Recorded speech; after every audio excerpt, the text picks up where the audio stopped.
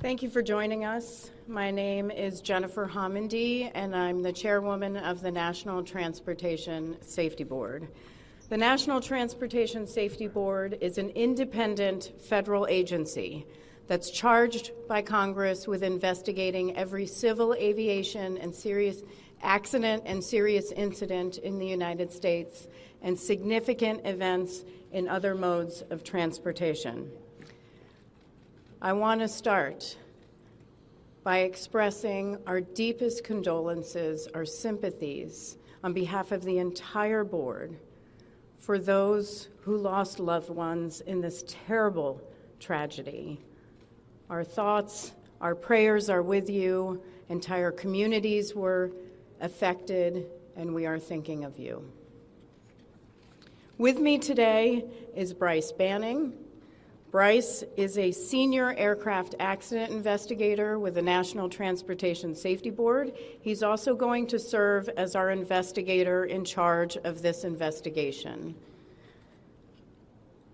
Also with me today is the entire board. We have Todd Inman, member Todd Inman. Todd is going to serve as the board member on scene, the spokesperson for this investigation. All of the board members will be here. We have Vice Chairman Alvin Brown, member Mike Graham, who lived in Wichita for 20 years, and we also have member Tom Chapman. The NTSB's headquarters is just a mile from here, and so we are all here because this is an all-hands on-deck event, and we're here to assure the American people that we are going to leave no stone unturned in this investigation. We are going to conduct a thorough investigation of this entire tragedy, looking at the facts. Now, with that, I want to level set. When we go to the scene, and we were here last night, we allow the responders to do their important safety mission, which in this case was search and rescue and recovery. We stand back to allow them to do their important safety mission. And so this for us is our first full day on scene with our entire crew coming together. We have about nearly 50 people on scene, and in addition to our resources back at headquarters in our labs and throughout the agency. So with that said, we are not going to get into specific facts in this press conference. I want to level set here. We're going to get into our investigative process. As we are able to confirm factual information, we will provide that. I do want to say this is a whole of government effort. I was able to brief, along with others, the President of the United States and the Vice President this afternoon. I want to thank them for their leadership, for their tremendous support of the NTSB, for our investigators, and for the responders that are on scene doing an important mission. I also want to thank Secretary Sean Duffy, who I was communicating with early on after we first got word of this tragedy. We've been working together throughout the day, along with his team at the DOT and within FAA. I also want to thank Secretary Pete Hegseth, who was also integral in working with us today. Chris Rocheleau, the acting administrator of the Federal Aviation Administration. We've heard from many members of Congress on both sides of the aisle, and so I will say this is a tremendous, one more time, whole of government effort. I also want to take a moment and thank the many, many responders that have been on scene. It has been an incredible effort. And I will have a full list that I will provide, that we will provide tomorrow, but I do want to thank them for all their work. With that, I'm going to turn it over to Member Inman for additional remarks.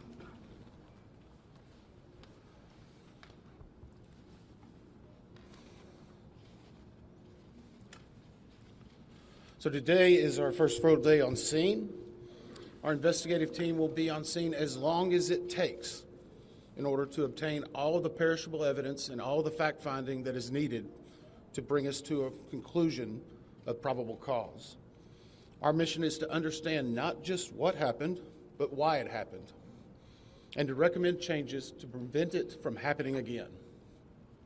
Since we're just beginning our investigation, we don't have a great deal of information to share right now. We will keep you informed by giving regular updates as we learn more.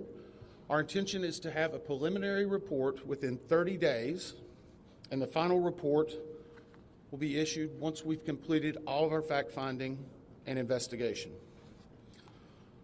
Now, we will not be determining the probable cause of the accident while we are here on scene, nor will we speculate about what may have caused this accident. Today, we will be going and having an organizational meeting and establishing our parties to our investigation. We currently have the following parties that are already identified: PSA Airlines, GE Aerospace, Sikorsky, FAA, NACTA, which represents the air traffic controllers, ALPA, which represents the pilots, Army, AFA, which represents the flight attendants. The Transportation Safety Board of Canada will be an accredited representative under Annex 13 of ICAO. They will be supplemented by MHIRG as a technical advisor. They were previously known as Bombardier. The NTSB offers this party status to those companies, government agencies, and associations that have employees, activities, or equipment involved in the accident. We offer that because they will provide technical expertise and relevant information supporting the development of the best possible factual record. Once they join this investigation, they are not permitted to release documents or talk publicly about the investigation without the consent of the NTSB. So I want to stress this. It is only the NTSB that will provide information related to this investigation, with one exception. Regarding the fatalities that occurred, that notification will be handled by the DC medical examiner. We will not be discussing fatalities or names. That will be handled by them as the proper authority. So we want to talk a little bit about our process. We will analyze the facts and determine the probable cause of the accident, and then issue a report of those determinations. I also want to talk a little bit about some additional people that are here with us, and they're very important to us, and that is our family assistance group. Later today, we will be briefing the families. We normally try to do this before a media event, but in this case, they're still arriving. Our family assistance specialists are already working closely with local officials and others to help assist them in their efforts to support everyone that's affected by this accident. And let me just reiterate what the chair said.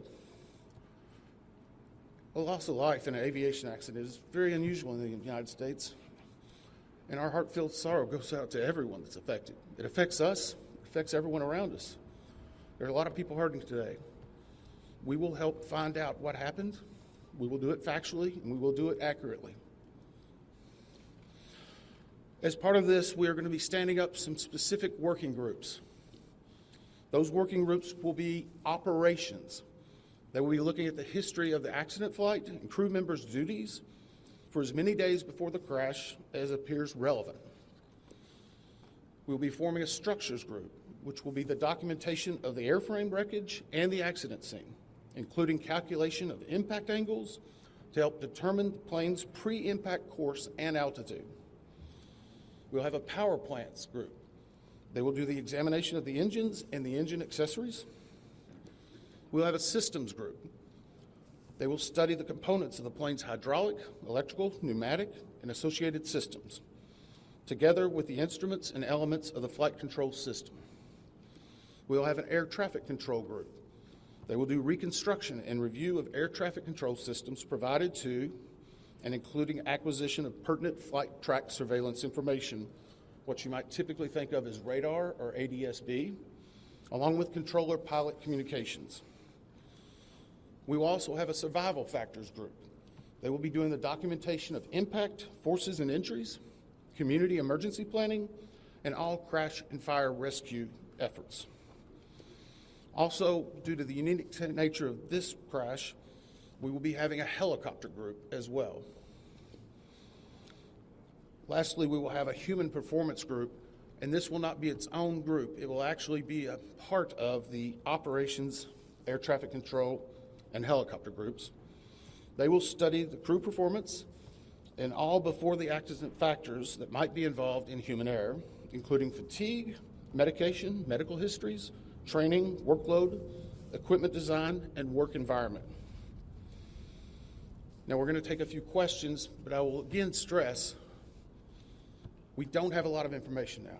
We will continue to gather that. We will try to release it as we can, but we will only talk about the facts of the case that we know right now. I'm going to ask, we'll call on a few people. I'm going to ask that you state your name and affiliation. James Matthews from Sky News.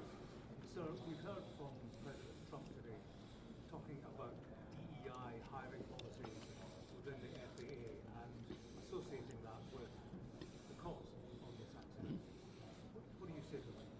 Well, unfortunately, I didn't hear the remarks. I was briefing House and Senate members, but I believe, Chair, would you like to take that? As part of any investigation, we look at the human, the machine, and the environment. So we will look at all the humans that were involved in this accident. Again, we will look at the aircraft, we will look at the helicopter, we will look at the environment in which they were operating in. That is standard in any part of our investigation. I'll turn it back. Chair, can I ask you, has the flight data recorder been recovered yet? And what is the difficulty in a water disaster like this, which presents a very difficult environment for your investigators and the people out of the water? Well, the question was on the flight data recorders. And we have not recovered the flight data recorders yet. We know they're there. They are underwater. This is not unusual for the NTSB. We have many times recovered flight data recorders in water. We have our lab right here that is about a mile from the NTSB, so it's not unusual. And once we get those, we'll be able to get those read and information from them to be able to provide further information to you. I'm going to turn it back over to Member Inman. Sir. Henry with CBS News. Earlier today, Defense Secretary Pete Hegseth said a mistake was made last night. Based off of you all's initial investigations and preliminary findings, have you all been able to tell whether this was human error or mechanical failure? The question was, has there been human error or mechanical failure?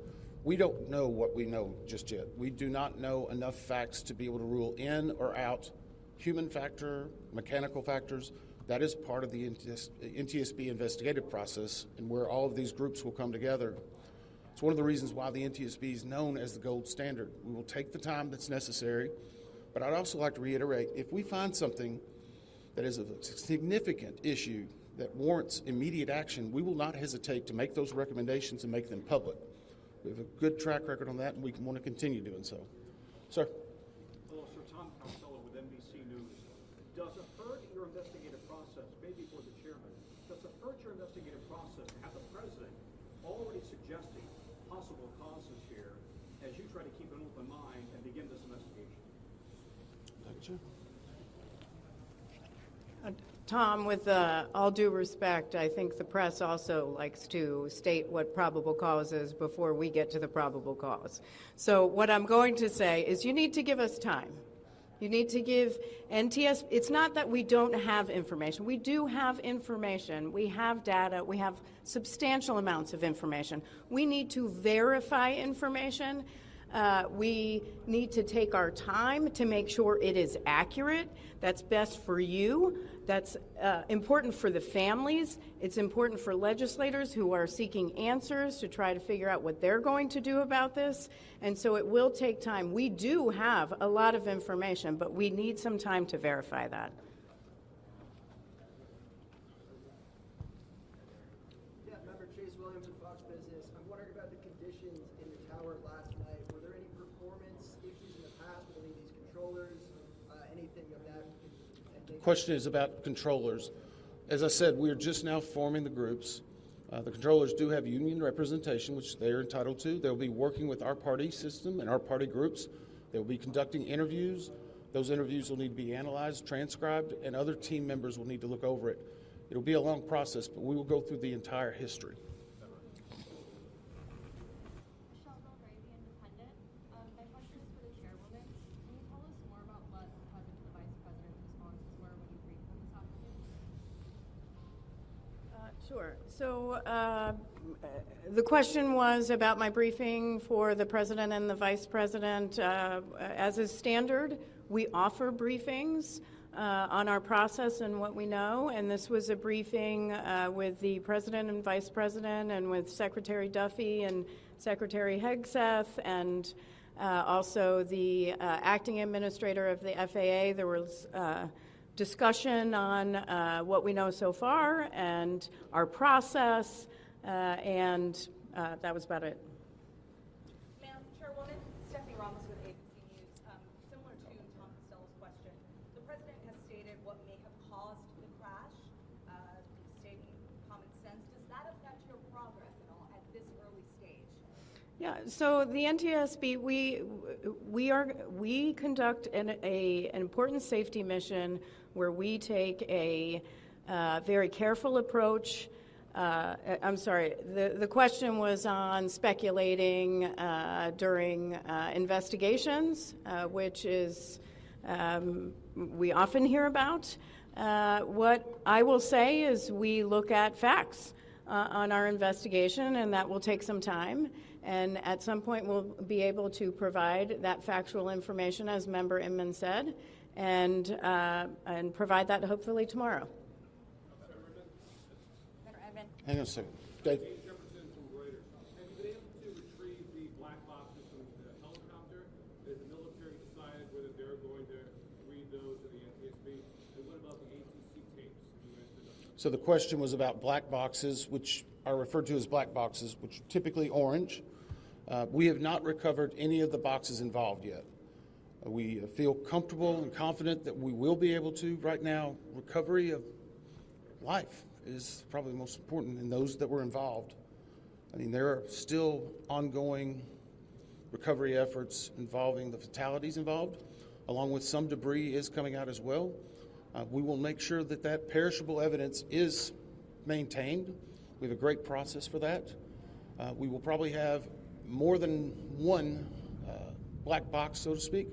It's our understanding that the Sikorsky helicopter is equipped with some form of recording devices, and those will be read either by the DoD or by us. We have a good starting relationship with them, and we've already made agreements in order to be able to do that. So I feel comfortable in what we're going to be doing. The other question was about air traffic control. We received a very large package of information from the FAA at about 3 a.m., I believe, this morning. That is still being reviewed and analyzed. I would say there's a lot more information that usually comes in that than what you may find online and people might speculate about.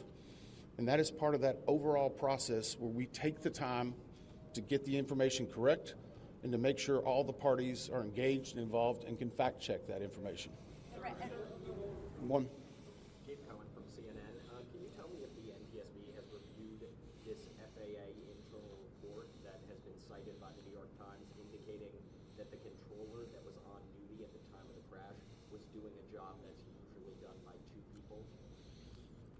We have not reviewed any specific reports about the controllers at this time, at least from the leadership team. Our investigators are continuing to pull all that information, their personnel records, their files, where they were at, whether they were fatigued. All that information will be part of that investigative process. But right now, we can't speculate on anything that may have been reported in the media until we get the opportunity to validate and understand how it impacts the investigation. We're going to take just a few more questions. Senator Emden. Sir? Orange Hannah and Zebra Magazine. What's the process and logistics like of bringing the families in? Are they coming into the airport?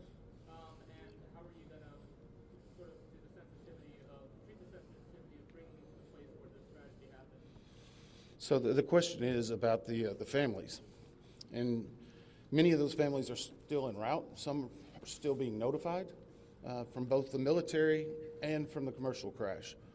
There is a family assistance facility that's being stood up by American and PSA Airlines in Bethesda, Maryland. They've already been working on that, standing it up. Our team from our disaster assistance team has also been coordinating with them. We plan on briefing them. It is customary that at some point, if the families wish to go to part of the accident site, that we would arrange such a thing, but it will only be when we know that it's safe, we have the correct perishable evidence, and we can do it in the proper modesty that should be for those family members. It will be a little bit of a process, but it will take some time. Sir, to follow up on the air traffic control system. No, sir, or you?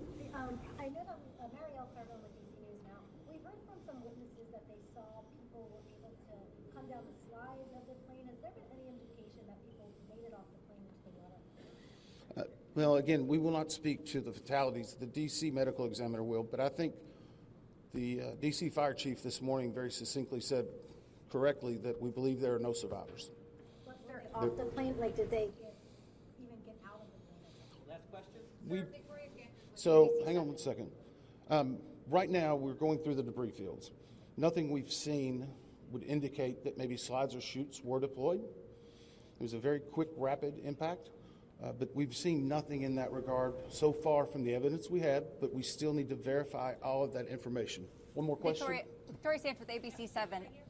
Sir, are you going to be looking at the family member's cell phone? Go ahead. Jeff Cook, ABC News. What do you know about the altitude of the helicopter at the moment of impact? And can you talk about the procedure for such helicopters in that area? The question was about the helicopter procedures. And in D.C., it's kind of a unique environment. We've been getting briefed more and more by the FAA. I'm not an air traffic control specialist, but they're actually helicopter zones, if you will, or tracks. And this one was transiting, I believe, from track 1 to 4 as part of their normal procedure. If you live in D.C., you see a lot of helicopters going down into this area. So there's a very well-defined system in that regard. As far as altitude, until we get the additional information, we can't validate or basically corroborate any of that until we get more of the electronic data and the data that's on the plane. I do want to clarify one question that also came about cell phones.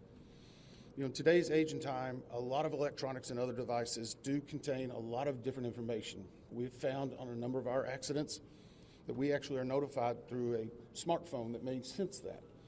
As part of our process, we will obviously treat all of the effects of the deceased with dignity. We are already starting to pull that information together. If we feel that it's necessary to find or pull